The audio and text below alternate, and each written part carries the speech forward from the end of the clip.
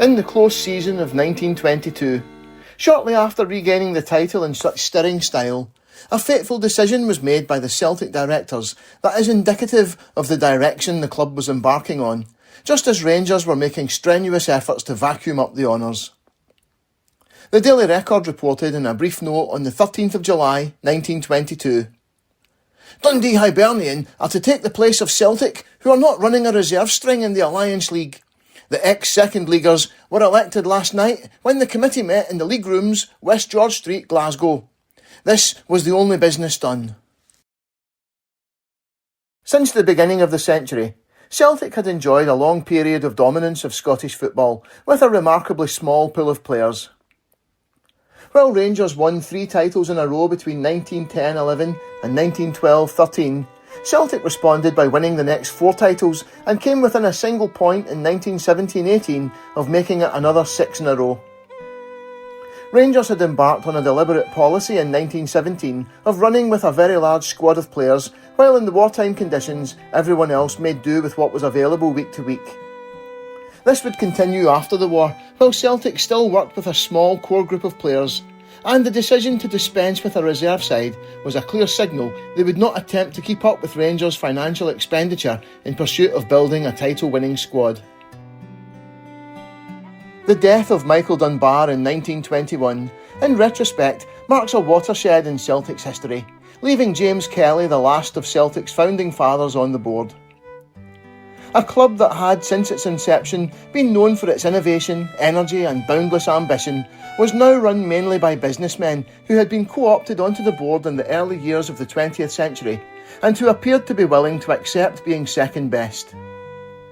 This new attitude might be best exemplified by a story related by Tom Campbell and Pat Woods in Dreams and Songs to Sing, A New History of Celtic, published in 1996. Tom White would graphically illustrate the attitude of those in charge at this period by his exultant comments upon Celtic's reaching the Scottish Cup semi-final in 1928. "We're going to make some money from the Cup after all. Let's reach the final now and I'll be completely satisfied. And let the Cup go where it may." Daily Mail and Record, 5th of March 1928. At times, money seemed more important than football glory. Celtic did reach the Scottish Cup final in 1928 and lost 4-1 to Rangers. It would be another 41 years before Celtic fans would see their team defeat Rangers in a Scottish Cup final. Season 1922-23 saw Celtic win only half of their league matches, losing 11 and finishing in 3rd place, 9 points behind Rangers at the top and 4 points behind the Airdrieonians, who were managed by former Celtic captain Willie Orr, in 2nd place. The first hint that all was not well came on the 2nd of September 1922, when, despite Patsy Gallacher's best efforts, Celtic lost 4-3 in the semi-finals of the Glasgow Cup to 2nd Division Queen's Park, whose team included C. Kelly, a son of James Kelly. Patsy scored a brilliant opener for Celtic, described by Waverley in the Daily Record of the 4th of September 1922. "3 black and white legs shot out in rapid succession to bar his progress, but the little bit of grit got over each hurdle as he alone can. Then Patsy hovered a blink. He had a look at Newton and his left hand upright before promptly placing the ball between them. It was a magnificent goal, made possible by Mr. Craigmile, who showed his good sense by allowing Patsy to go on. Most whistlers would have awarded a free kick when the first QP foot shot out, and thus not only have penalised Patsy and the Celts, but robbed us of one of the most spectacular goals of all time." The game then swung Queen's Park's way, and they shot into a 3-1 lead before Patsy reduced the deficit, running through to score another solo effort. Joe Cassidy hit the post before John McFarlane equalised, Waverley writing, "McFarlane, obtaining possession from the right, punched home the equaliser. To Gallacher, I award much of the credit of this point." Celtic piled on the pressure looking for the winner, but it was Queen's Park who found it, Charlie Shaw only managing to help a shot from McAlpine into the net.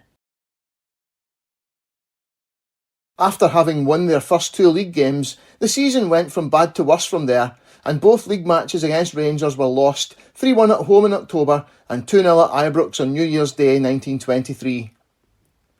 The season is notable for the debut of Jimmy McGrory in a 1-0 defeat to Third Lanark at Cathkin Park on the 20th of January 1923, playing in place of the injured Patsy Gallacher at inside right. It was an inauspicious debut, Celtic's greatest ever centre-forward being barely mentioned in the match reports that weekend. When he did score the first of over 500 goals for the club at Rugby Park on the 3rd of February 1923, it did not prevent them going down to another 4-3 defeat. By this point of the season, Celtic were in 7th place in the table, 13 points behind leaders Rangers, but pride was salvaged in the Scottish Cup, won for the first time since the war, 9 years after their previous triumph in 1914. They made relatively smooth progress to the final, beating Lochелly United and Hurlford in the first 2 rounds, before wins over East Fife and Raith Rovers took them to the semi-finals, where Motherwell were beaten 2-0 at Ibrox. They were fired to the final by Joe Cassidy, who netted 7 times, including all 4 in the 4-0 win over Hurlford and the opener against Motherwell in the semi-final. The final was played on the 31st of March 1923 against Hibernian, and it proved to be an historic occasion for the club. Leading the Hibernian attack that day was Jimmy McCall, who had been allowed to join Stoke in 1920 and had come to Hibernian the previous season via Partick Thistle. The Glasgow Herald of the 2nd of April 1923 reported Hibernian dominated the opening phase of the game. The Edinburgh contingent derived much encouragement from the early stages of the contest, which favoured Hibernian to such an extent that their supporters at the interval were justifiably confident that their team held a winning chance. The Edinburgh side set a fast pace, and their forwards made rapid raids on the somewhat slow Celtic defence, which for a time wavered, and had the shooting of their forwards been of the quality of the outfield play, the game would have been settled in Hibernian's favour in the first half. The Glasgow Herald was notoriously loath to give Celtic any credit, and the Drummer, reporting in the Sunday Post of the 1st of April 1923, gives a different impression. Although the Hibs failed to provide the standard of forward play exhibited by their opponents, they gave the Celts a tremendously hard run for the trophy.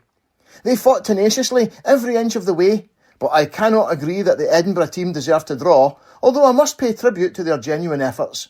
For example, there was no harder worker on the field than Dunn, the Hibs inside right. The wing halves on the Edinburgh side played with tremendous vigour, and the backs played solidly, but, generally speaking, there was a more convincing touch about the work of the Celts. As Celtic came under intense pressure, the now 40-year-old Alec McNair played as well as he ever had, organising and cajoling his defensive colleagues and bringing a calmness and assurance to bear that brought the situation under control. The Drummer reported in the Sunday Post, "It was certainly a personal triumph for Alec McNair. In the closing period of his career, he achieved a distinction that could not fail to give him great satisfaction. It was in the second half particularly that his coolness, resource and illimitable strategy served to outwit the Hibs' fight for an equaliser, and, not to put too fine a point upon it, to extricate his side from at least a couple of tight corners. There were several efforts of his, quiet enough but undeniably effective, that will rank as classics in the history of Scottish Cup finals." After weathering an opening storm, Celtic began to open out, and even the Glasgow Herald acknowledged they looked more dangerous than Hibernian. "Celtic took longer than usual to settle, the quick and resolute tackling of the opposing halfbacks allowing little scope for studied play, but towards the interval they seemed to find their game. The 3 inside forwards, Gallacher, Cassidy and McLean, showed resource and cunning in their play that only Dunn of the opposition was equal to. Celtic's shooting was likewise superior, and Harper was alert and clever in keeping out fine tries by Cassidy and Gallacher, though at fault in dealing with a fast delivery by McLean, which he allowed to escape his grip, with fortunately no serious consequence. As the teams turned around, the second half opened with another Hibernian onslaught, once again met head-on by McNair. Waverley reported in the Daily Record, "For a good 8 minutes, the Celts got no more than a look from afar at Harper's goal. Meanwhile, McNair was performing deeds of daring-do with head and feet. A left foot shot from Ritchie was got rid of, and McCall tried one of the same kidney, following which old Alec regaled us with a bit of wonderful judgment. It wasn't so much what he did as what he didn't do that proclaimed the master defender. Alec, cool as a cucumber, allowed the ball to run out and thus discomfited the oncoming forward. What time a less brainy back would have tried something else and lost? McNair's judgment was superb. This period of Hibernian dominance was much shorter than that in the first half, and Celtic soon took control of the midfield again, and one of the younger players came to the fore, the drummer reporting in the Sunday Post. "McFarlane's performance in the second half impressed me very much. He had a great deal to do with the holding of Ritchie, both in the first and second halves, but in the second stage he often helped to develop attacks. As a matter of fact, one long dropping shot of his was a nasty handful for Harper, who had to turn round perilously near the goal line in order to clear." The only goal of the match came 20 minutes into the second half, Joe Cassidy scoring his 11th goal in the competition that season. A looping cross from Paddy Connolly deceived the Hibs defence, goalkeeper and defenders leaving it to each other, until the goalkeeper, Willie Harper, made up his mind too late to come off his line for it. By then, Cassidy had dashed in and nodded the ball over the advancing keeper and into the empty net. The drummer reported, "To Cassidy once more fell the honour of giving the Celtic the all-important goal. It was well on in the second half when he met with success. On his play, he deserved to score. He was a trickster, scintillating very prominently against Miller, showing great speed and readiness to shoot whenever he had the opportunity." Cassidy's goal was the only one conceded by Hibernian in that year's competition and sparked a sustained period of Celtic pressure. But the Edinburgh side finished the game strongly and made loud appeals for a penalty when a shot appeared to hit Willie Cringan on the arm in the closing minutes. Waverley reported in the Daily Record, "For a little now we saw the Celts at their best, and Harper's goal ran several narrow escapes. Then Halligan got away and shot past. So did Walker. What a close shave. From the same foot, Charlie Shaw shoved out. Then a Hibernian claim for a penalty. But either Tom Dougray didn't see the incident, or he thought there was no intention. There is no question about the ball being a toucher." Celtic took a turn again, and Gallacher gave McAtee a chance to let go a raker across Harper's goal. Cassidy headed over. At the other end, McNair cleared twice, and Walker missed narrowly. Gallacher galloped Harperwards for the last time, and that finished it.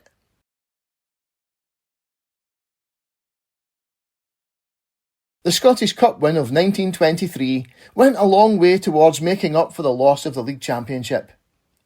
It was Celtic's 10th Scottish Cup win, equalling the record set by Queen's Park in 1893. It would still have been possible at this stage in the decade to envisage Celtic resuming their place at the top of the Scottish game. Alec McNair's career was well into stoppage time, and Patsy Gallacher was now 32, but he was still the best forward in Scotland. Players like Willie Cringan, Andy McAtee, Adam McLean and Joe Cassidy were still at their peaks, and the team also contained exciting young players in the shape of John, aka John McFarlane, Alec Thompson and Paddy Connolly. In addition to these, Peter Wilson and Jimmy McGrory were emerging as precocious talents. Yet season 1923-24 would be the season when it became apparent this would not be Celtic's decade. In early September, falling crowds saw the league consider approaching players about wage reductions and the possible introduction of a maximum wage, and Celtic was not immune to these pressures. Almost inevitably, this was leading to unhappiness in the dressing room. Tom Campbell and Pat Woods write in Dreams and Songs to Sing, A New History of Celtic. Celtic's parsimonious approach manifested itself most starkly in the shabby treatment of players. Disputes concerning basic wages and bonuses, signing-on fees and testimonials became a disturbing feature of the 1920s and 30s for Celtic supporters. When the dressing room was seething with discontent early in 1923-24 following a wage cut, Willie Cringan, the captain, took it upon himself to approach the board in the person of Tom White to voice the players' discontent. The footballers wanted a bonus of £1 per point won in league matches and considered it a reasonable request. The directors, in dismissing it peremptorily, described it as a demand. A most unhappy side took the field and lost 2-1 to Partick Thistle, who had never previously defeated Celtic in the league. Cringan, their spokesman, was transferred to Third Lanark within a matter of weeks. The Sunday Post of the 2nd of September 1923 reported on Cringan's meeting with White before the match against Partick Thistle, and their correspondent noted, "The chairman, Mr. Tom White, interviewed the players and stated that no bonus would be promised. The Celtic have stood by the principle of giving a satisfactory wage to every player to do his best, without any incentive of a bonus." A week later, following a 2-0 win over Queen's Park at Hampden, the Traveller, in the Sunday Post of the 9th of September 1923, reported on interviews with Willie Cringan and James Kelly, which suggested things had been smoothed over. Cringan explained he had been told by the directors that no bonus could be paid, and that when the directors later visited the dressing room, he had told them, "We want a bonus," which he now accepted sounded like a demand. The Traveller quoted Cringan, "It was only a short time before the kick-off.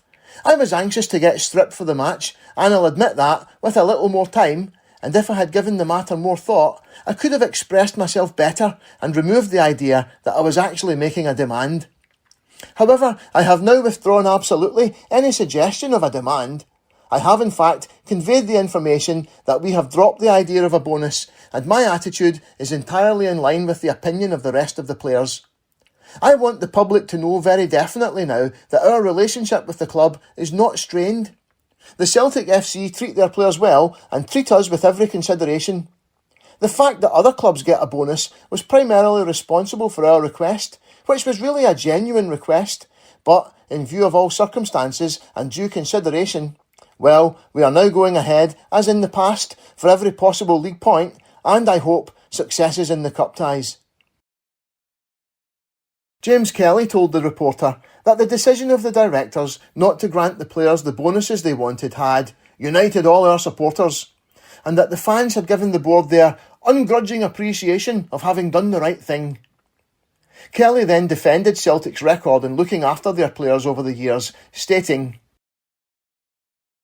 "It was something unusual for Celtic players to ask for bonus money. No club was ever more generous in its treatment of the players.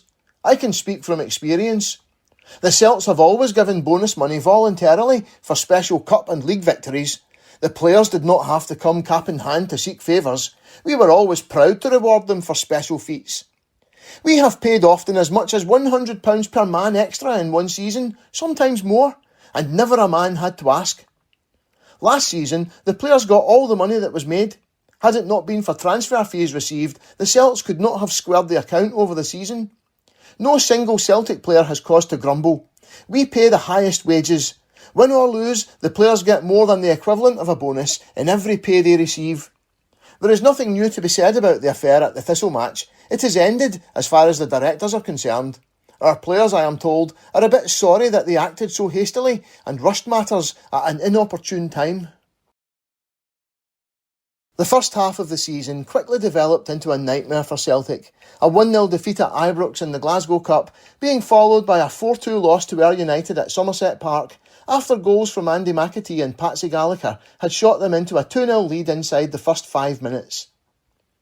2 days later, when Morton visited Celtic Park, Willie Cringan was rested along with Paddy Connolly, and the Greenock side were beaten 3-0. LS in the Daily Record of the 25th of September 1923 describing Patsy Gallacher as the live wire in an attack that was always dangerous. Patsy was at his very best. 5 days later, as 2 Adam McLean goals were giving Celtic a 2-0 win over Aberdeen in the league, Willie Cringan was watching the Glasgow Cup final between Rangers and Third Lanark, which he reported on for the following day's Sunday Post. By the following weekend, Cringan was playing for Third Lanark, following his transfer to Cathkin Park on the 5th of October. It's difficult to think of any reason for Cringan's transfer other than his part in the bonus row. He had been a rock in the Celtic defence since the war and was an established international player. The Daily Record reported on the 6th of October 1923. Since his arrival at Parkhead, Cringan has been one of the outstanding men in the country. A strong, forceful and conscientious player, Willie's worth has been recognised on 8 occasions by his country. He was capped by the Association against England in 1922 and 1923, against Wales in 1920 and 1923, and against Ireland in 1922, and by the league against England in 1920 and against Ireland in 1920 and 1922. Of a reticent disposition and a thorough sportsman on the field, Cringan is a favourite wherever he goes. His ability and the confidence his presence will inspire will probably result in his new club raising themselves from the lowly position they occupy in the league table. Third Lanark managed to escape relegation that season by 1 point, and Cringan won a move to Motherwell for season 1924-25. His commanding presence in the centre of the field would be missed by Celtic over the next few seasons, not just for his playing ability, but also for his leadership qualities. Parallels might be drawn between his departure and Roy Aitken leaving for Newcastle United in 1990. The kind of experience Cringan brought to the side could not be easily replaced. The Traveller, writing in the Sunday Post of the 7th of October 1923, confirmed the bonus row was the cause of Cringan's departure. So far as Cringan and his late club are concerned, I am officially informed that since the question of a bonus demand was made and refused, there has not been that spirit of harmony amongst the Celtic players which the directors desire and insist upon maintaining. Further, that the real cause of the lack of harmony was the fact that the demand for a bonus was made without the sanction of several of the leading players in the Celtic club. In all the circumstances, the Celtic directors felt that if Cringan wished to go to another club, they would not stand in his way. At the same time, the Celtic club point out that, although the deal is considered satisfactory, the price they received was not quite in keeping with the player's purchase and value, so they could not be accused of having made a great amount out of the transfer. At all events, the desired spirit of harmony now prevails at Parkhead, and Cringan, whilst naturally maintaining that his attitude was adopted with the best of intentions, realises that, in all the circumstances, he has acted wisely in signing for Third Lanark. He has gone there with the best wishes of his late club. The claim of a return of harmony to the dressing room may have been supported by Celtic's 4-0 win over Clyde on the 6th of October, Joe Cassidy netting a second-half hat-trick, but the weeks that followed proved disastrous, with 5 draws in their next 6 matches, although this included a creditable scoreless draw at Ibrox on the 27th of October. By the turn of the year, a 2-1 defeat at Dens Park left them 8 points behind Rangers, having played a game more than the leaders. The Sunday Post of the 23rd of December 1923 suggested Celtic were utilising unproductive tactics and were too reliant on Gallacher and Cassidy. Celtic have made a fetish of the inside game. For years, the Parkhead club have had men in the inside positions who have been able, by bewildering footwork, to put most defences in Queer Street. Even nowadays, the Gallacher-Cassidy game is tantalising. The tip-tap interplay bamboozles many defenders. But some teams are wide awake. On yesterday's display, I'd say that Dundee are one of them. They realised very soon that the Celtic inside game was simply a Gallacher-Cassidy affair, nothing more. Alec Thompson, at inside left, obviously did not fit in. He had neither the strength nor the ball control to do his bit in that intricate scheme on which Celtic depended. He was clever enough, I admit, industrious too in the outfield, but when the danger zone was reached, he was not ingenious. Until late in the second half, Celtic depended on this inside game of theirs, and that exactly was where they failed. For the second season in succession, the league challenge was over by the new year. Celtic so far behind, even if they'd managed to hold on to a 2-1 lead at home to Rangers on New Year's Day for another 5 minutes, it would have made no difference to the outcome of the championship. Twice Celtic led, through Alec Thompson and a Willie McStay penalty, but Rangers equalised in the 85th minute to spoil the party. All that was left was the Scottish Cup, and while it was to often save Celtic's season over the next decade and a half, in 1924 it was not to be. They were drawn away to Kilmarnock in the first round on the 26th of January, and Waverley, while acknowledging an improvement in form since the new year, did not sound overly optimistic about their chances.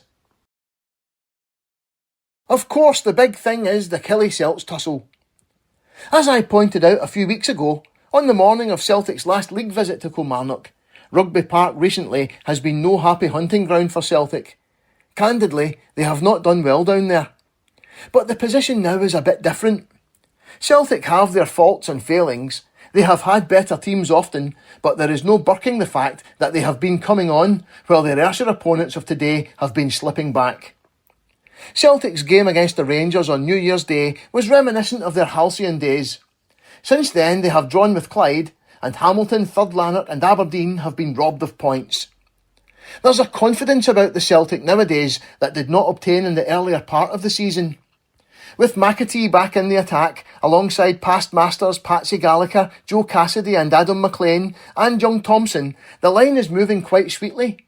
Immediately behind, bustling Willie McStay doesn't allow the other fellows much chance to get set.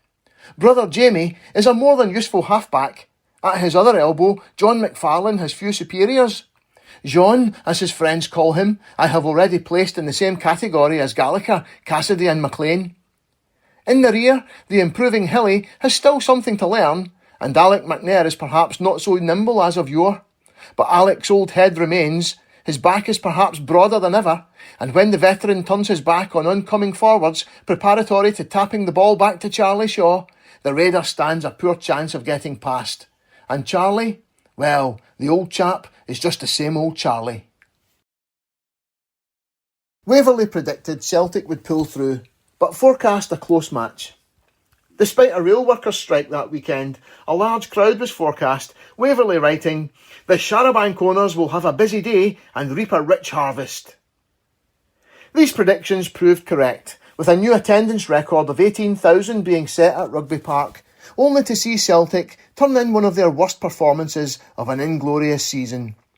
The drummer, in the Sunday Post of the 27th of January 1924, couldn't hide his disappointment. "I looked for a palpitating struggle, but it was just about the dullest, most ditchwater affair I have seen for many moons. Football, there wasn't a minute of that. Celtic the cup fighters, Celtic the uphill battlers, Celtic the adaptable, the ingenious, the never conquered. They belied every complimentary description that has ever been applied to them. With the exception of McFarlane, there wasn't a clever man in the team. McNair, the wonderful, was nervous and degrees below form. Gallacher, the wizard, adopted the most obvious, easily countered tactics. Cassidy, the goal-getter, shot past or straight at the keeper on half a dozen occasions when a goal seemed certain. Kilmarnock scored after only 6 minutes, and it came about from an uncharacteristic mix-up between Alec McNair and Charlie Shaw, both going for the same cross into the box, and a Kilmarnock player taking advantage when the ball fell kindly to smash it into the net. Poorly as they played, Celtic still had chances to equalise, and on one occasion, Joe Cassidy hit the inside of the post, the ball bouncing out and behind the incoming Patsy Gallacher to safety. They might also have had a penalty when Adam McLean was tripped in the box. Waverley reported in the Daily Record of the 28th of January 1924. "I am making no excuse for Celtic's shortcomings and failings, nor yet do I wish to take a particle of gloss from off Kilmarnock's unexpected and hard-wrought-for success, when I say there was a moment in the first half when, had a certain decision been given, the result might have been different. We were within 10 minutes of the interval when Adam McLean was brought down by Bobby Brown well within the area. Of this, I have absolutely no doubt. I was prepared for a penalty kick. So too were the people round about me, Kilmarnock and Celtic men alike. But Peter Craigmile said no, and wee Adam hirpled off, looking even more disgusted than his fellows. Has the award been given, and had Celtic equalised, there's no saying what might have happened. They weren't beaten then, they had a chance until the second goal was scored." The drummer in the Sunday Post agreed with Waverley's assessment. "Without a doubt the Kilmarnock back tripped up Adam in the penalty area. Celtic folk say that just before, a Killie defender handled in the area. I don't know about that, but I do say that Celtic were justified in claiming a penalty for the McLean incident." Kilmarnock scored their second 18 minutes into the second half, and shortly afterwards, Willie McStay was injured, going to outside left for the remainder of the match, while Patsy Gallacher replaced him at centre half. It wasn't the first time Patsy had filled in there for an injured colleague, but even Waverley couldn't fathom it. Fancy Patsy as a centre half-back, the Patsy who was required in front to lead a forlorn hope, to pull the tie out of the fire, if at all possible. There was no coming back from the 2-goal deficit, and Celtic's season was effectively over before January was out. One noteworthy match played in February 1924 took Celtic to Dublin to play what was billed as an Irish Free State 11, but was in fact a representative team chosen from the entire island of Ireland by the recently formed Football Association of Ireland, and the match was said to be held to raise funds to send an Irish team to the 1924 Olympic Games held in Paris. The Daily Record of the 23rd of February 1923 reported on a wire received from Willie Maley the day before. Splendid passage over, the channel like a mill pond. All the boys are in the pink. Since our arrival, we've been entertained in almost royal fashion. We're being dined by the Irish Olympic Association tonight, Friday. Tom White, Jamie Kelly and Tom Colgan are with us. Celtic were afforded a very warm welcome in Dublin, and it was possibly the first ever match played by an FAI 11. The Sunday Post reported on the 24th of February 1924. Dublin looked forward with interest to Glasgow Celtic's visit, and the famous Celtic had a magnificent reception from over 20,000 spectators who hailed them largely as their own kith and kin. Although Wales played a draw with the Free State League a fortnight ago, this was the first occasion on which a team representative of the whole Free State was fielded. The match, which finished in a 3-0 victory for a Celtic side that visibly eased off in the second half, was filmed by Patty. Until after the Second World War, the Football Association of Ireland and the Belfast-based Irish Football Association both claimed the right to select players from the entire island, and Patsy Gallacher would be one of many players who turned out for both. A few weeks later, on the 4th of March 1924, a Celtic team missing Alec McNair and Patsy Gallacher lost 2-1 at home to Clydebank, and after taking a first-half lead, conceded an equaliser scored by Jimmy McGrory, who had been loaned out to Clydebank for the season. The Clydebank side actually contained 3 Celtic players, goalkeeper Hughes and outside right McLaughlin lining up alongside McGrory. Cessnock reported in the Daily Record of the 5th of March 1924. Before the interval, McGrory, who played well throughout, beat Granger. He shot, Shaw saved, but McGrory, carrying on, put the ball in the net. Not because of McGrory's goal do I stamp him the best forward Clydebank had. He was always dangerous, and why he doesn't show the same forcefulness against other backs, I don't know. By now, Celtic were in 3rd place, 8 points behind Rangers, having played 2 games more, while they also had 2 games in hand over second-placed Airdrieonians, who were 6 points behind. Dictum, in the Daily Record of the 5th of March 1924, asked pointed questions of the Celtic board, questioning their desire to put a team on the pitch that could compete with Rangers. If I had sat down to pen this effusion immediately after the Kilmarnock Cup disaster, my criticism of the Celtic management would have been more severe. I felt then, more so than I do now, that there was, to put it mildly, indifference at Parkhead. Mr. Tom White and his colleagues on the Celtic board may disagree, but nothing will put me off the opinion that it has become the duty of the Celtic, it has been their duty for a long time, to possess a team able to fight the Rangers point by point, to keep the club in the very forefront. This they have not done, despite the fact there's only a single goal Ibrox advantage in the actual meetings. Rangers beat Celtic in the Glasgow semi-final and won the cup. Both league matches were drawn. That's close enough for anything, between team and team, but take the position of the clubs on the league chart. Rangers have extracted 49 points from 20 matches, Celtic 41 points from 2 outings more. This is not as it should be, and you'll agree that had this happened not so many years ago, the Parkhead board would have been up and doing. By hook or by crook, they would have had the weak spot strengthened, and that instanter. That they have not prompts the question, are the management as enthusiastic as they were? Are Messrs Tom White, James Kelly, Tom Colgan and Colonel John Shaughnessy satiated with their continued run of success? Are those astute gentlemen as keen on Parkhead predominancy as they were? This was a question being asked by most Celtic supporters, and the clear feeling of the fans was that they were not. Dictum's advice to the board was that the club needed to bring in established players rather than rely on unearthing promising youngsters, a policy which, in the not-too-distant past, had proven exceptionally effective. He went on, "You don't require so many men. Your youngsters are coming on. In Shaw, W. McStay, McFarlane, Gallacher, Cassidy and McLean, you have half a dozen of the best. But Alec McNair waxes superfluous.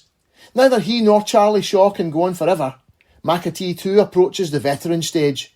A made half-back are wanted. A smart outside right would add ever so much to the efficacy forward. Get the men, get them good, and no more will we have a go-as-you-please league championship winner followed home a mile behind by a bad second. We want, the public want, a fight for the flag, not a procession. And ye Celts, you can bring this about and profit by it. Don't allow the interest, all the fighting, to be at the wrong end of the table, the grim relegation end of blasted hopes." Dictum's point, that Celtic were capable of matching Rangers on any given day, was borne out at the end of the season as it concluded with a victory over the Ibrox club in the final of the Glasgow Merchants Charities Cup on the 10th of May 1924. Reports of the match also suggest he was correct in his assessment of Alec McNair. The young McGrory, having returned from his loan spell at Clydebank, played at outside left and once again impressed as Celtic came under heavy pressure in the first half but finished the game well on top in a 2-1 win. Patsy Gallacher opened the scoring against the run of play after a free kick awarded when a Rangers player caught him on the head with a high boot. After being patched up, Patsy was on the end of the free kick. The Sunday Post of the 11th of May 1924 reported, "Into the centre the ball was lobbed very neatly. Gallacher just swayed his body to the left, touched the ball with the side of his head and sent it rolling slowly past the desperately outstretched arm of Willie Robb." Rangers equalised a minute later through Alan Morton, but in the second half the pattern of play was turned on its head. The Sunday Post reported, "In the second half Celtic scintillated. Gallacher seemed to find his second wind. Often, very often in the first half, he had been robbed in simple fashion by the quick-tackling Muirhead. But later, he commenced his wandering, his carpet-weaving, his unexpected darting, and the effect on his colleagues was obvious. The wingers in particular benefited. Gallacher drew Rangers' defence, then out to the unmarked Connolly or McGrory the ball would go. Manderson and McCandless had a busy time. Too busy for their liking, I fancy." The winner was scored by Willie McStay, taking advantage of a moment of madness by the Rangers goalkeeper, who needlessly rushed off his line to clear a corner, but could only punch it weakly towards the Celtic captain, who headed it high and goalwards. The Rangers keeper then charged back towards his line, and in doing so, impeded a defender waiting to clear the header, and it sailed into the net. Much was made of the impressive showings of youngsters Connolly, McGrory and Alec Thompson, and accomplished showings from Gallacher, Cassidy and McFarlane. But the Sunday Post noted a below-par performance from the 40-year-old Alec McNair. Alec McNair improved as the game went on, but in the first half he was more than a bit shaky. We looked in vain for those well-timed kicks and that crafty clearing which we have been accustomed to. Later we got both, but by that time Celtic were in the ascendancy. Celtic clearly had the raw material to work with that could serve as a foundation for a challenge to Rangers' recently established supremacy. But once again, fans had reason to question the board's commitment to the cause, when on the 9th of August 1924, a week before the new season began, Joe Cassidy was sold to Bolton Wanderers for the then substantial sum of £4,500. In the Sunday Post of the 10th of August 1924, the Traveller wrote that Celtic had twice turned down Bolton offers for the players in the past few months, but that Bolton had persisted. Then the other day, the Wanderers wrote asking again about Cassidy. Celtic telegraphed that he was not for disposal, but the Wanderers sent a representative north to plead with the Celts to give them the player. The virtue of persistency is evidently highly developed among the Bolton crowd, and the Wanderers' secretary, on reaching Glasgow, secured an interview with the Celtic directors. Cassidy was subsequently asked if he was willing to be transferred. Joe said that he was. Terms were arranged, Celtic, as stated, stipulating for a sum of £4,000. This is the biggest transfer of the close season. Cassidy's quality is high grade. Bolton have secured a grand forward who may take the place of J.R. Smith, the old Ranger, whose soundness has become doubtful as the result of a knee injury. Celtic directors were, I believe, prompted to part with Joe because of his intention, expressed more than once, to go to America next year. He has a standing offer, and a handsome one at that, from one of the leading clubs in the States. The following day, the Lancashire-based Athletic News suggested a different reason for Celtic agreeing to sell their top-scoring forward.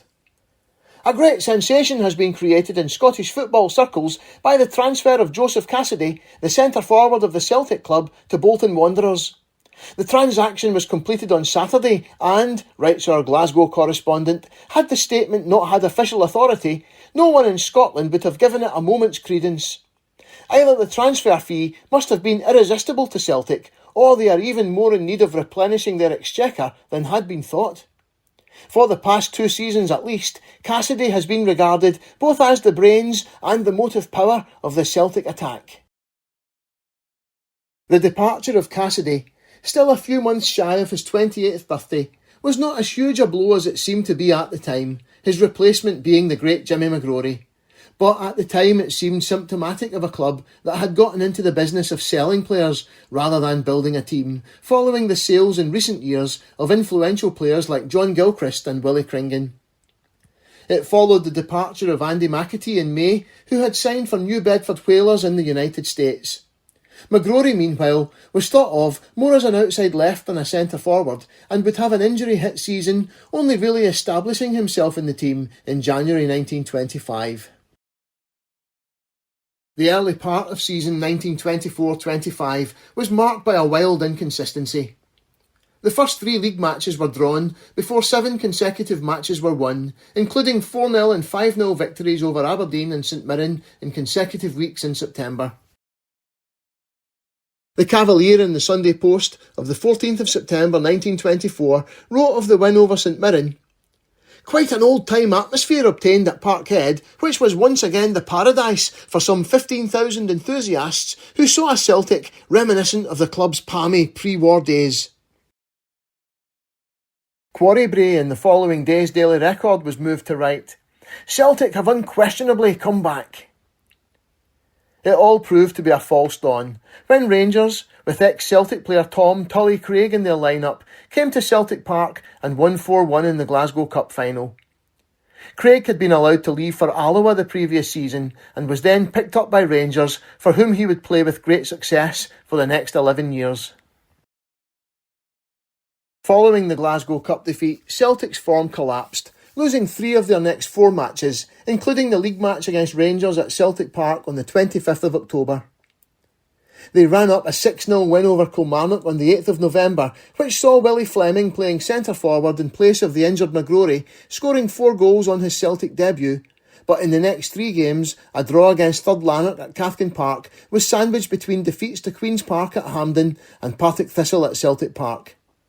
In December, they fared little better, winning 1, drawing 1 and losing 2 of 4 league matches. In the Sunday Post of the 21st of December 1924, Kismet wrote of an embarrassing 2-0 home defeat to Hamilton.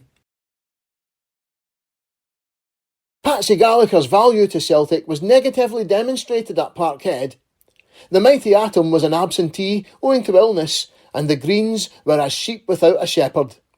They fell very simply to Hamiltonakis, who, without being collectively clever, were enterprising enough in the vicinity of goal to snatch an unexpected victory. Gallacher, I would make bold to say, would have made all the difference between defeat and victory for Celts. As 1925 dawned, Celtic were in 4th place in the league, 11 points behind Rangers, and the league campaign was effectively over yet again. The 4-1 defeat at Ibrox on New Year's Day saw Rangers stretch that lead over Celtic to 14 points, and few could have predicted what would happen when the pair met in the semi-finals of the Scottish Cup. Even allowing for their sensational destruction of Rangers at Hampden, the final against Dundee was no foregone conclusion for Celtic. There was a real danger in 1925 of Celtic becoming, if that's not what they were already, just another of the chasing pack. A success-starved support approached Hampden for the final with a mixture of excitement and trepidation.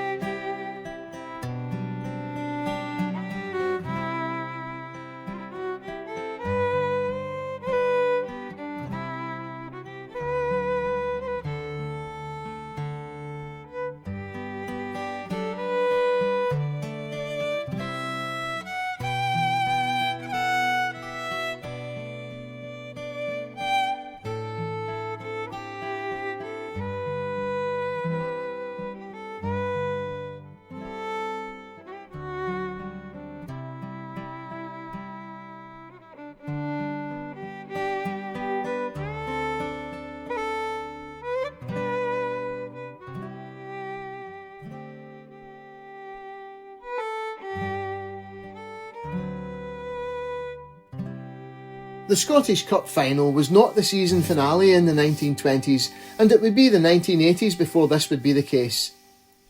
As Celtic and Dundee faced each other for the blue-ribboned event of Scottish football, there were 6 Division 1 matches being played, and the league season still had another couple of weeks to go. For both Celtic and Dundee, though, it was the final meaningful match of the season, and a chance for each to win the most prestigious competition in the country.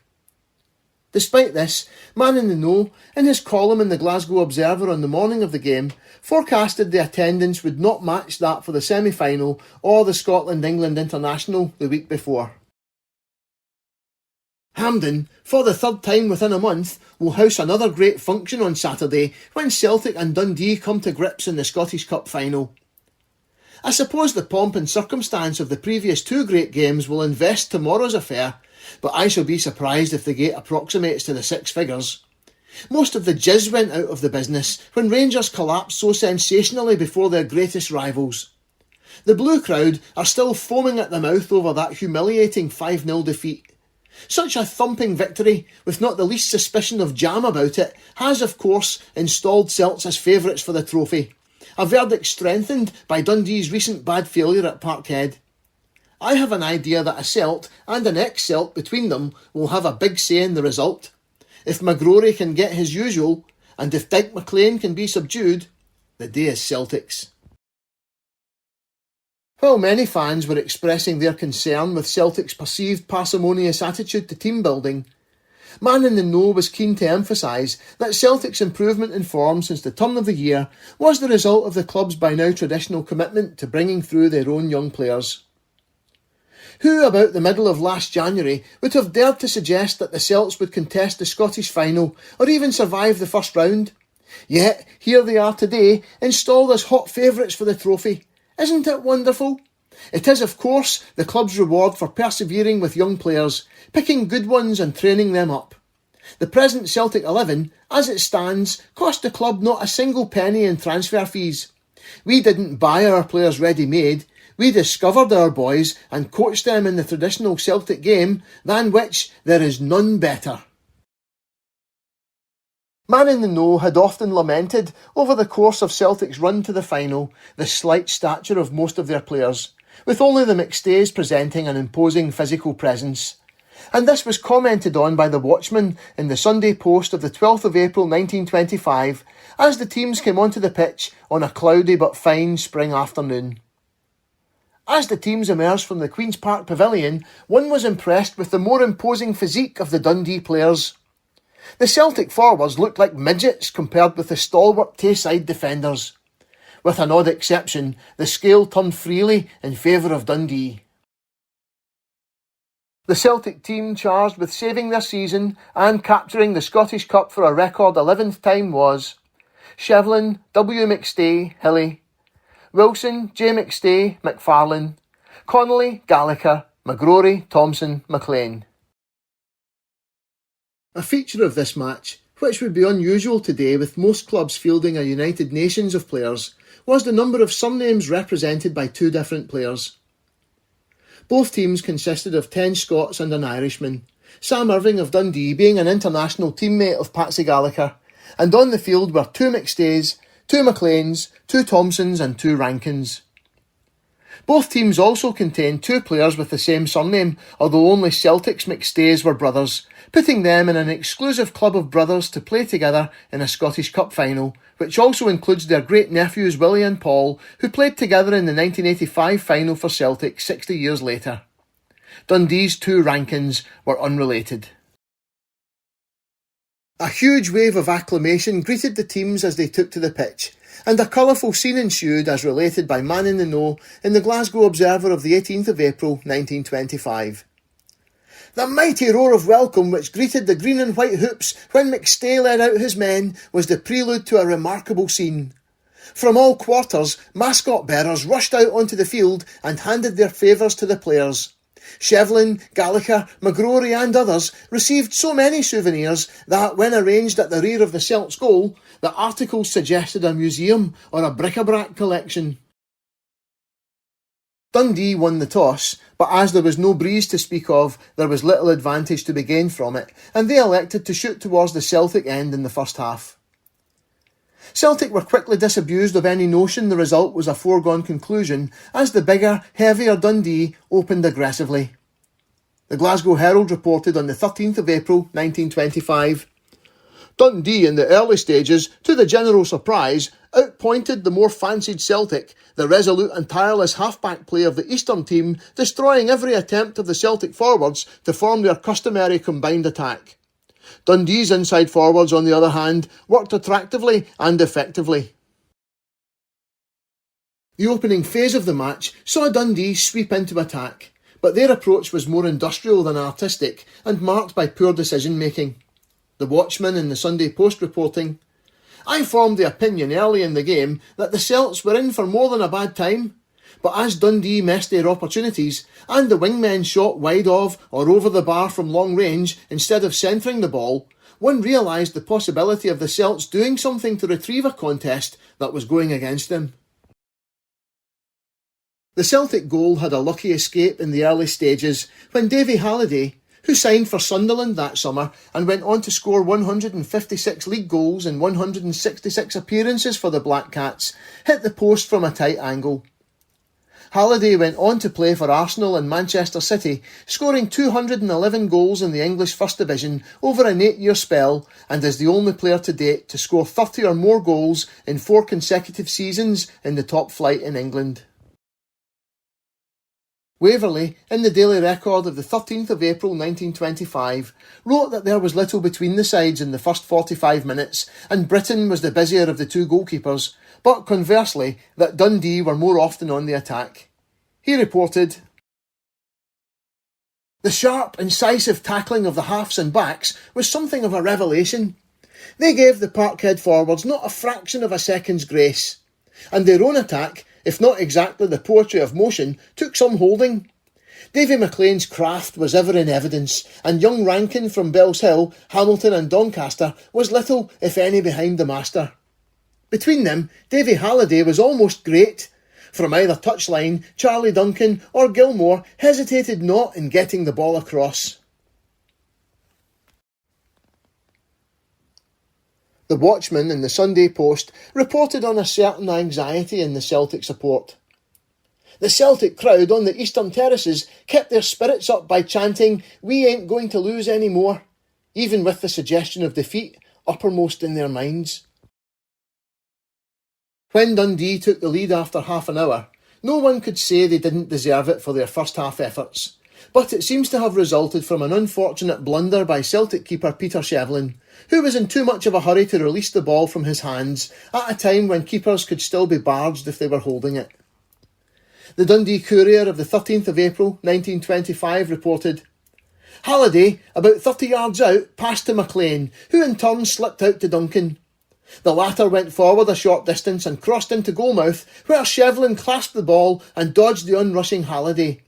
Before he could get rid of it, however, Shevlin dropped the ball, and Gilmore headed it against the bar, whence it rebounded to the ground between McStay and Hilly.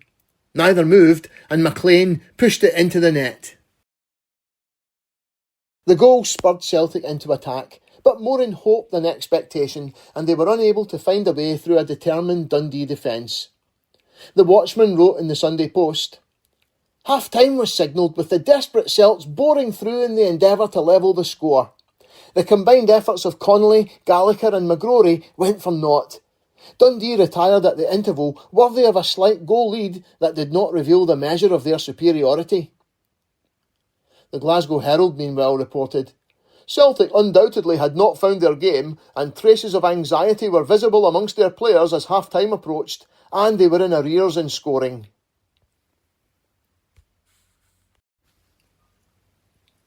There was no doubt at all that Celtic were in trouble.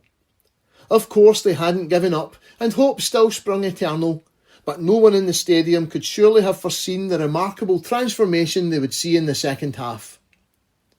Patsy had not exactly been anonymous in the first half, but he had been able to create little in the way of chances, and his influence on the game was limited. Now 34 years old, and his knees increasingly giving him trouble, Patsy Gallacher was about to embark on the most incredible 45 minutes of his long and storied career. The turnaround was due at least in part to uncertainty on the part of Dundee. Having put themselves into a winning position, should they go for a second, possibly decisive goal, or hold on to what they had? By all accounts, they opted for the latter. Captain Bob wrote in the Sunday Post, "Celtic I have always described as uphill fighters. I was confident before the game that the Parkhead boys would do the trick, would carry on the tradition of the club, would win despite any frowns that capricious fortune might cast their way. That was before the game. After 45 minutes play, I was not so confident. Dundee had scored. Dundee had revealed ability in attack, resolution in defence, and an all-round crispness which augured well for their success. If Dundee had realised, as I had realised, the advantage of a leading goal, they would have won, but they didn't. Their inside men played a defensive game merely instead of supporting their wingers and their centre as they had done in the first half. Celtic knew what was what. Not for a second did any of the defenders hold the ball. Right up to the front five it went every time, and the Dundee defence wavered." If Dundee did indeed decide at half-time to go into a defensive shell, that doesn't explain by itself Celtic's victory. Their defensive barrier still had to be broken down and should have made it even more difficult for Celtic to find time and space in the final third. It was to Patsy Gallacher Celtic owed their success, as the mighty Atom returned to the pitch to roll back the years as he went through his full bewildering repertoire, teasing and tormenting an eventually dazed and confused Dundee defence. The Dundee Courier reported on the 13th of April 1925. In the second period, Gallacher could have been held by no man. His amazing control of the ball and his elusiveness were a thing for wonderment, and there is no doubt that his wholehearted and tireless display inspired his mates to further efforts. It would be impossible to relate how often he drew the Dundee defenders to himself and away from his confederates before passing. Equally so to enumerate the times he wandered through the defence single-handed. Force of numbers alone prevented him from taking the leather to the back of the net at his foot. He wears well, this slip of a player, whom Celtic must rate as much more valuable than his weight in gold. Time and again Gallacher opened up the Dundee defence, and time and again their goalkeeper Jock Britton defied the Celtic attack.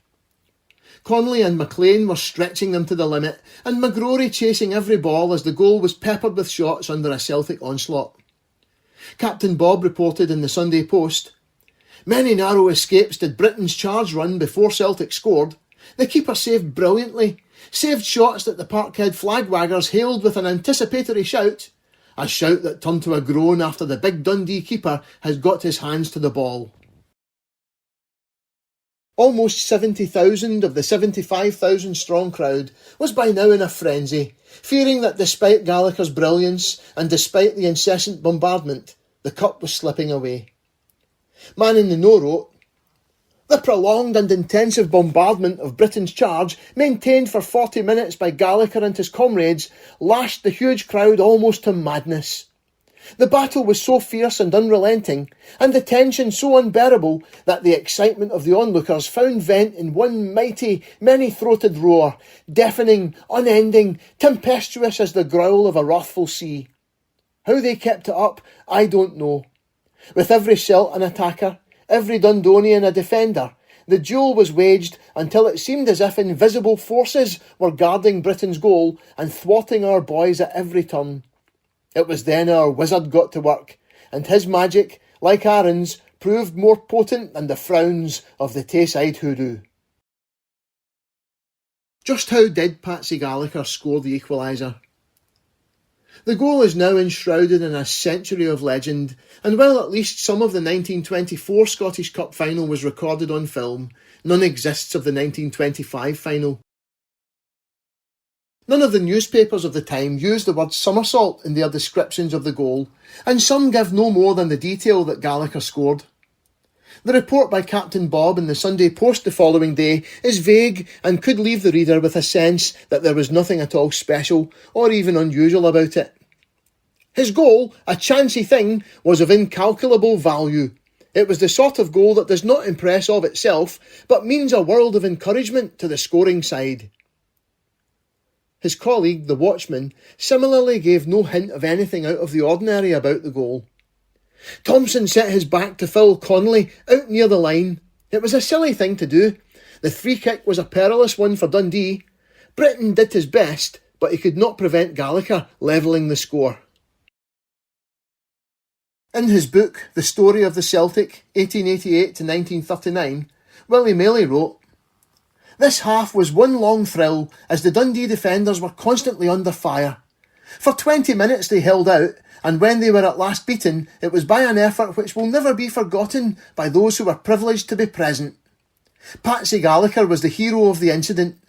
He obtained possession of the ball and beat man after man by a twisting and turning movement which took him right in on goal, and he finished by literally carrying the ball into the net. Friend and foe cheered alike. It was one of these efforts that have to be seen to be appreciated, and it was with difficulty, so I was told after the game, that the Dundee players refrained from joining in the tribute to that wonderful little player." Maley does not devote a lot of space to this particular match, including it alongside many others in a chapter headed Milestones.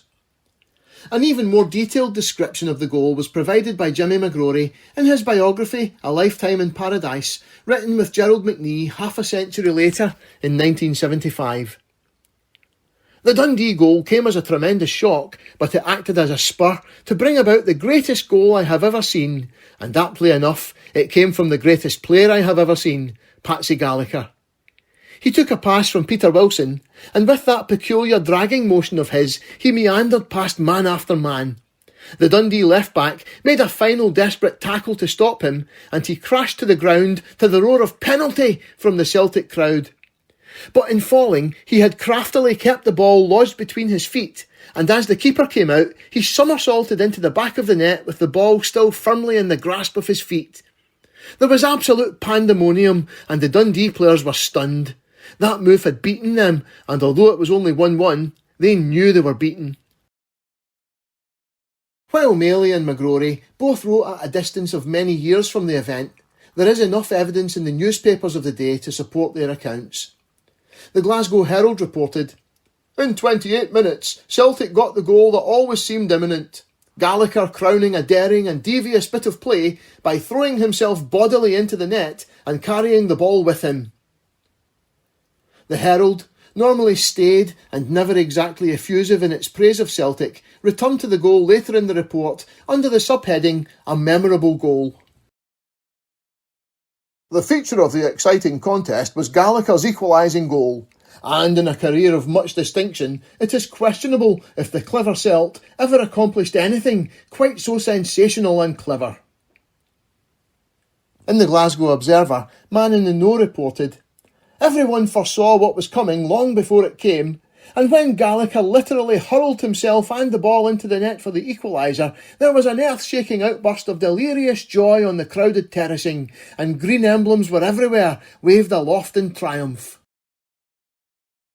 From the Glasgow Herald and the Glasgow Observer, we can be sure Patsy threw himself into the net, and it's difficult to think of how he could have carried the ball with him any other way than wedged between his feet. But was it a somersault? Two other pieces of evidence support that claim. In the Daily Record, Waverley wrote in an almost matter-of-fact way, "Jock Britton made a brave attempt to get the free, but Patsy beat him and walkied into the net with the ball." Any Scottish person of a certain age will know that the phrase "go over your walkies" means to do a forward roll.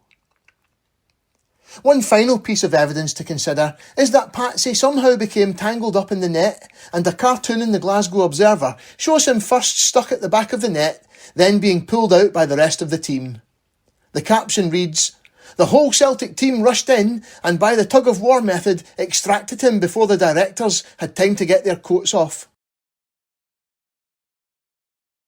Taking all this evidence together, both published in the following days and written by Maley and McGrory 14 years and 5 decades later, it's safe to say that after being fouled almost on the goal line by a tackle from behind, Patsy Gallacher did indeed somersault into the net with the ball wedged between his feet, and his momentum carried him to the back of the goal where the studs of his boots became tangled up in the net. Patsy's goal didn't win the cup, but it set the stage for Celtic to complete the comeback, although for long it seemed as though the winner just would not come. Man in the Know reported, "Many thought that it would end here and a replay would be necessary. The Celts had other ideas. They had started favourites and they were out to justify their backers. Instead of easing off, they tightened up and sailed blithely away in quest of the winning goal. Offside, time-wasting, reckless fouling, every device of a panicky team was exploited by Dundee in their frantic efforts to stave off the inevitable. But nothing on earth could have stopped Celtic in that last, terrible, nerve-wracking half-hour.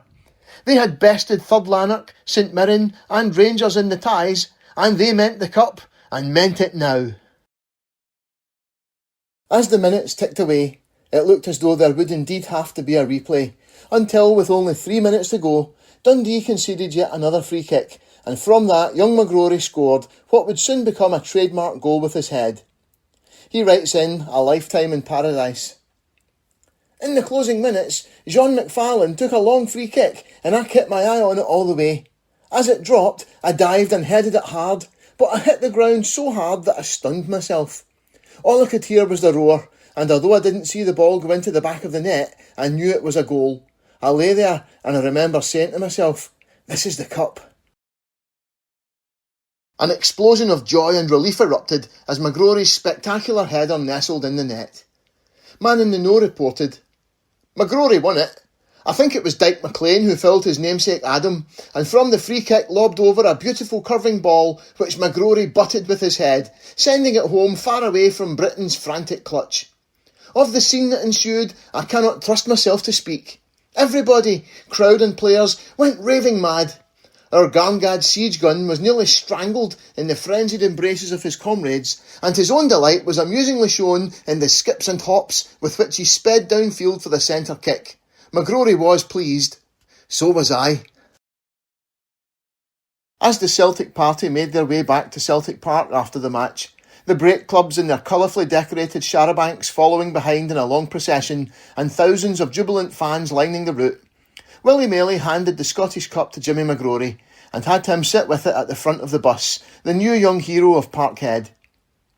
Everyone present knew, though, that the credit for the victory lay with the old fox Gallacher.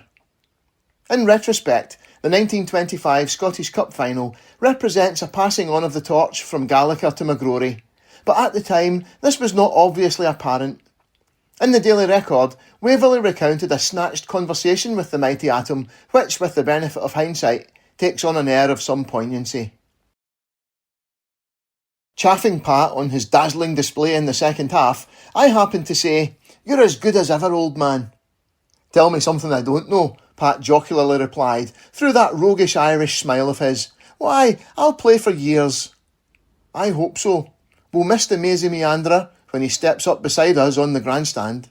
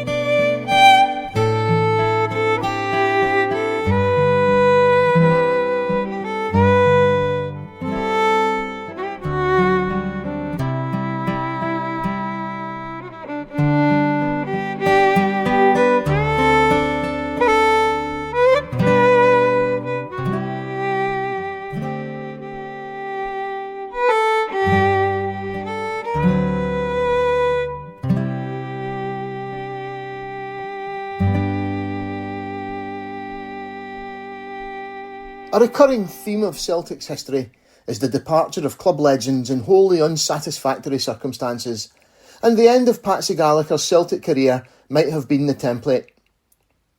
The Scottish Cup final was not Patsy's last game for Celtic, but it does mark the last hurrah of his reign as the King of Parkhead. 3 league matches were played after the cup final, and perhaps inevitably, after the high and the sheer emotional drain of Hampden, none of them were won, and the last, against St Mirren at Love Street, ended badly for Patsy. The season might have been all but over for Celtic, but for St Mirren, still seething with impotent rage after their controversial exit from the Scottish Cup against Celtic at Ibrox, this was their chance for revenge, and they wouldn't be content just with winning the match. Craig Park reported in the Daily Record of the 27th of April 1925, "Following an uneventful opening, tempers became ruffled, and the ire of the crowd was raised by some nasty pushing, holding and ankle tapping. Then a somewhat reckless use of the boot, which culminated in Pat Gallacher being vigorously dealt with as he lay on the ground. After receiving attention on the touchline, Patsy returned, and instead of being the victim, was adjudged the culprit in a regrettable incident and was ordered to the pavilion. I had the feeling that more firmness by Mr. Tom Robertson would have nipped in the bud these unseemly actions." Man in the Know was in no doubt about what motivated these scenes, and could barely contain his disgust in his column in the Glasgow Observer of the 2nd of May 1925. "Celtic closed their league campaign in sensational fashion at Paisley on Saturday, when St Mirren made sure of getting their own back for their dismissal from the Scottish ties and, as I foretold they would, turned an ordinary humdrum league game into a wild smashing Donnybrook of more than cup tie intensity. There was nothing at stake to cause this ferocious outburst. Neither championship nor relegation chances entered into the argument. But evidently, the Saints felt bound to placate their disappointed following by offering the Scottish Cup holders as a sacrifice on the altar of revenge. Well, the rowdy hooligan gangs who infest Love Street had a feast that might satisfy even the most frantic fanatic in Paisley, a regular carnival of horseplay. Celts played, or tried to play football, but the Saints had other ideas. It made one's blood boil to see the tactics adopted towards the smaller, cleverer Celts by the bruisers in black and white. The climax occurred when Gallacher was brazenly floored and then kicked as he lay prostrate. Patsy was carried off, Paisley's slumbirds cheering frantically the while. But our great unkillable soon recovered and plunged into the fray once more. But his stay was brief.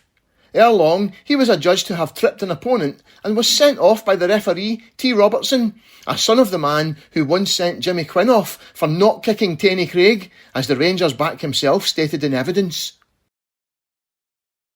For a few weeks, there were fears that Patsy's career would be effectively over, given the last time he appeared before the SFA in 1919, he had been threatened with a Sindai suspension if he ever came before them again. In the event, he was merely suspended for 14 days to run from the 15th to the 29th of August, ensuring he would play no part in the first 2 weeks of the new season. In the meantime, he spent some time that summer in the USA, invited over by former teammate Charlie Shaw, who had become player-manager of New Bedford Whalers, a club which competed in the American Soccer League, which ran from 1921 to 33. Shaw was busy that summer recruiting players for the American club, and now there were fears Patsy would be one of them. Fated in the sports press in the States as the world's greatest soccer player, he played a couple of matches in America, but to the great relief of the Celtic support, returned home at the end of July. Even before Patsy left for America, Celtic's prodigal son, Tom McInally, was re-signed from Third Lanark, the club snatching him from Aberdeen's grasp after he had agreed terms with the Dons at a meeting in Glasgow on the 12th of May and promised to sign the following day. The evening papers actually announced the deal was done. On the 13th of May, while the managers of Aberdeen and Third Lanark were waiting for McInally in the George Hotel to sign the papers, he was meeting with Willie Maley and told him he wanted to return to Celtic. Maley then instructed him to send a telegram to the George Hotel informing Aberdeen, fearing if McInally went there in person, Aberdeen might talk him round again. The Sunday Post of the 17th of May 1925 reported, "Meanwhile, the Celtic manager was on his way to meet a director of Third Lanark, and I can tell you that there was some expressive language used in the George Hotel when the McInally telegram arrived. Aberdeen could only fume. Tommy was somewhere, they didn't know where, and at this stage, Third Lanark and Celtic directors were convening a meeting for the evening to settle the transfer of the player to Parkhead. At the meeting, Mr. Maley acted for the Celts, and he offered terms which were agreed to. Therefore, he wrote out a cheque for, say, £1,500 and secured McInally's papers from the Warriors. A Thirds director preceded him to the door. There waited the Aberdeen manager, hoping maybe that Celtic's terms would be considered too small and prepared, no doubt, to go a bit more on behalf of Pittodrie. But the Dons had missed the tide. Mr. Maley returned home with McInally secure for next season. With McInally as close as anyone could ever hope to come to being a replacement, the final season of Patsy's Celtic career turned out to be mostly a write-off as he missed the first few fixtures through suspension and then endured a long run of illness and injury. He played only a handful of games in October 1925, the first of which was a 5-1 defeat against Airdrieonians at Broomfield. Airdrie were a top-class side at the time, and in Hughie Gallacher had one of the great centre-forwards of the era, who would go on to score a record number of goals for Newcastle United after signing for them in December that year. Managed by Celtic great Willie Orr, Airdrie were Rangers' main challengers in the early to mid-20s until he left to take over as manager of Leicester City in 1926. Orr took the Foxes to a second-placed finish in the English First Division in 1928-29, their highest ever placing until they won the Premier League in 2016. Gallacher played at outside right at Broomfield, but moved to inside left for a Glasgow Cup semi-final replay against Rangers on the 6th of October 1925, which ended in a 1-1 draw. 2 days later, in the second replay at Ibrox, Celtic won 2-0 after extra time, the goals being scored by McGrory and Gallacher. Celtic should have won the first replay, and they should have won the second in the regulation 90 minutes too, but couldn't find a way through. Waverley reported on the 9th of October 1925, "Really, Celtic should have opened the second half, leading by 2 or 3 goals.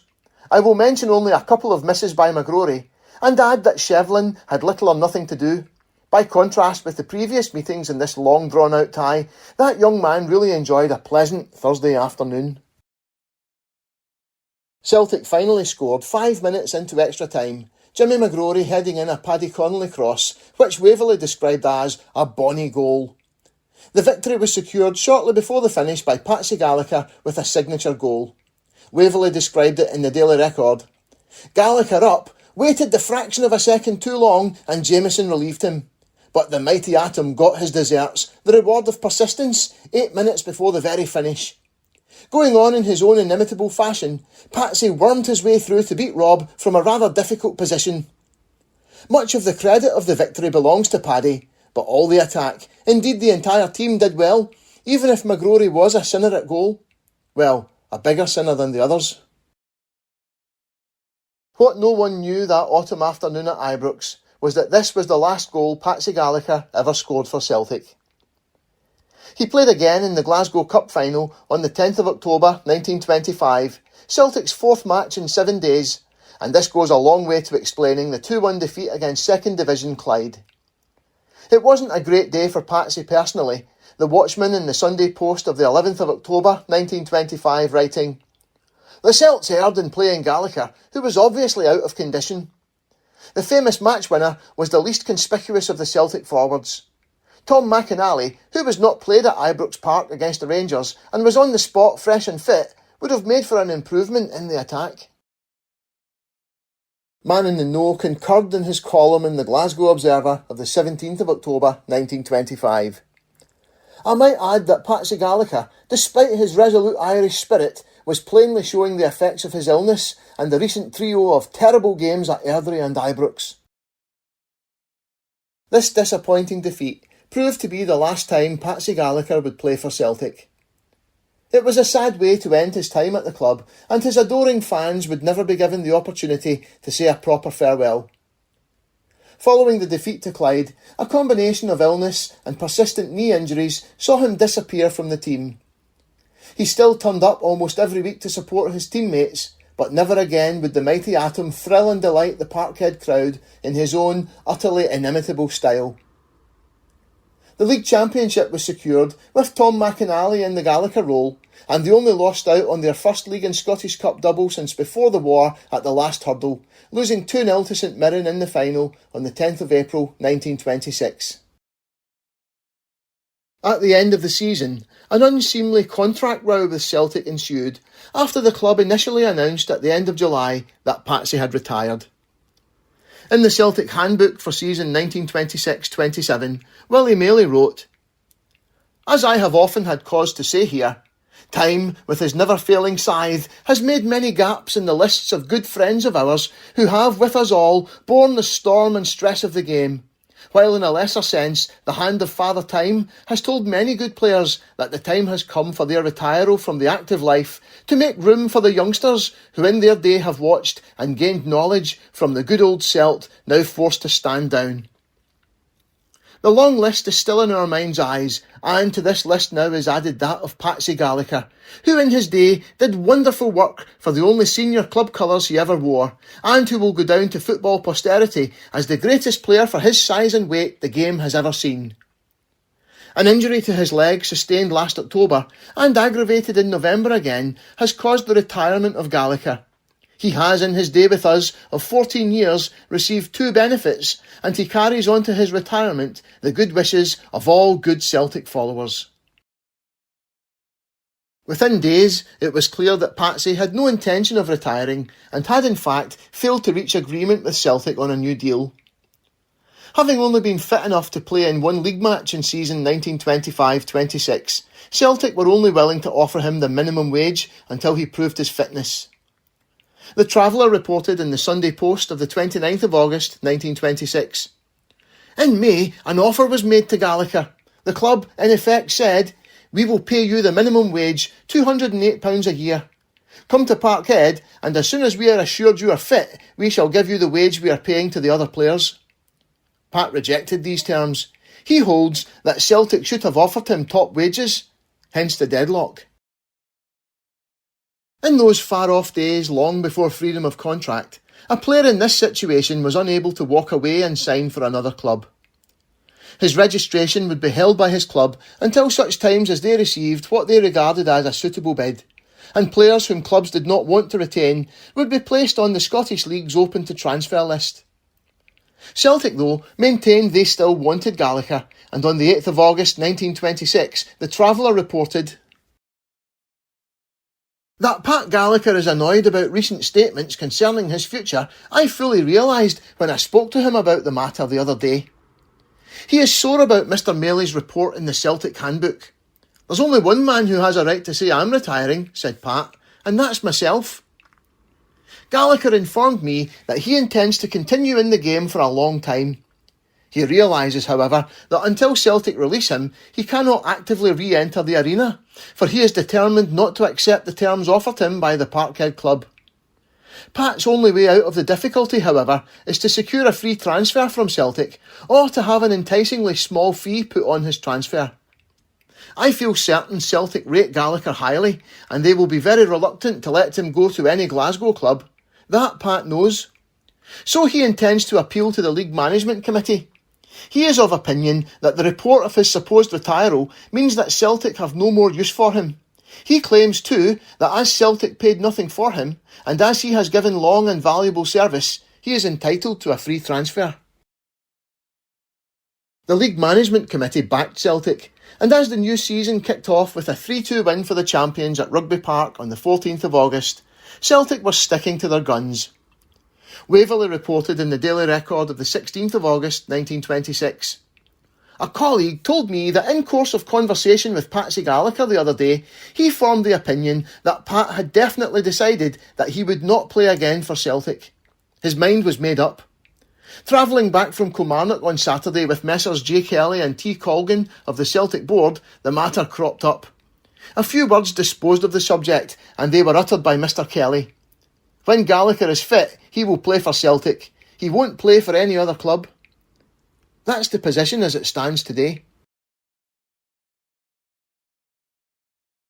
Celtic then seemed to relent, and by the beginning of September were willing to listen to offers from other clubs, although whether he was officially on the open to transfer list or not is open to question. The Traveller reported in the Sunday Post of the 19th of September 1926. Pat Gallacher is still a Celtic player. He has been now on the transfer list for a week, but is no nearer getting another club than he was last Sunday. As far as I can gather, there have been 4 letters received by the Celtic management in reply to the circular issued by the club a week ago. The circular called attention to the director's desire to transfer Pat and invited offers for his papers. Aberdeen, Dunfermline Athletic, Clydebank and St Johnstone have made overtures for his transfer, but the offers suggested by these clubs do not come within acceptable distances of the sum which has been placed on Gallacher's head. The Celts are not prepared to let this fine player, who they state has been offered reasonable terms, go for what they reckon to be a paltry fee. It may be, therefore, exceedingly difficult for Pat to secure another club, and I shall not be surprised to hear that he is to appeal to the league for a reduction of his transfer fee. A report in the Daily Record of the 23rd of September 1926, though, suggests even at this stage Patsy was not on the official open to transfer list, seemingly confirmed by the league secretary. I had Pat Gallacher on the phone the other night when the purpose of his message was that, according to Mr W. McAndrew, the league secretary, his name does not appear on the open to transfer list, which Messrs Tom White and W. Maley admit. I interviewed both. The position, according to the Parkhead president and manager, is that they are prepared to receive offers for the mighty Atom. Clubs, I understand, have been circularised to this effect. It was a very sad situation and doesn't reflect well on the Celtic management from our perspective a century later. It may suggest that even at this stage the club hoped to persuade Patsy to stay. It's clear that he was no longer guaranteed a regular place in the Celtic team. His fitness was far from guaranteed, and Tom McInally had filled his place well the previous season. But maybe even now the club knew a fit Patsy Gallacher would still be an invaluable asset. But Patsy, an incredibly stubborn personality, was probably unwilling to play a bit part at Celtic, especially as they had made him such a paltry initial offer for the season. As the end of September neared, he seemed to be on the verge of a move to Clydebank, but it was to Falkirk that he eventually moved.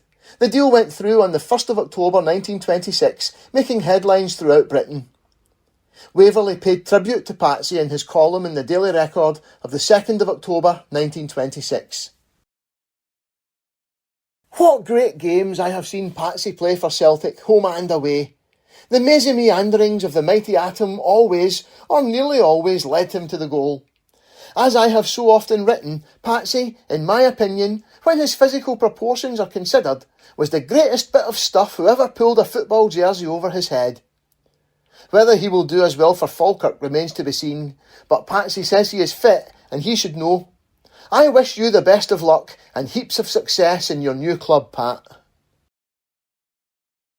The mighty Atom would play on for another 6 seasons, making 131 league appearances for Falkirk and scoring 23 league goals until the end of season 1931-32, more than 20 years after his debut for Celtic. A highlight of his time at Falkirk was a Scottish Cup replay win over Rangers at Ibrox in 1927, leading to a semi-final against Celtic, also at Ibrox, on the 26th of March 1927. John O'Groats writing in the following day's Sunday Mail, "There were many thrilling passages in the game, most of them caused by the wonderful daring and craft of Patsy Gallacher." Celtic won the match 1-0, but the abiding memory for most was the reception given by the Celtic fans to the mighty Atom, to whom they had never had the chance to give a proper send-off. A Govan brass band performed before the match, leading some community singing, and struck up a rendition of "Will You No Come Back Again," which was taken up with great gusto by the Celtic support and kept up throughout the match. David Potter writes in The Mighty Atom, "Patsy may have been embarrassed at this remarkable show of affection, but more likely he revelled in it, hoping that Maley and Kelly in the director's box were paying attention." It must have been hard for them not to pay attention, as the fans made their feelings for their idol known. Patsy did not just inspire affection, his skill and spirit and personality demanded it. Even those who had had to watch him destroy their team's hopes were not immune. 2 days after the 1925 Scottish Cup final, a correspondent in the Dundee Evening Telegraph, despite the huge disappointment he must have been feeling, caused almost single-handedly by peerless Patsy, paid him a glowing tribute which cannot be bettered as a conclusion to this series. "The one and only Patsy Gallacher, the inimitable, the football wizard supreme. Wonderful Patsy, clever up to the point of the superhuman. The football art, as portrayed by Patsy Gallacher, could not be acquired in 1,000 years. It's a gift, and Patsy has it from the crown of his head to the bottom edge of the studs on his football boots."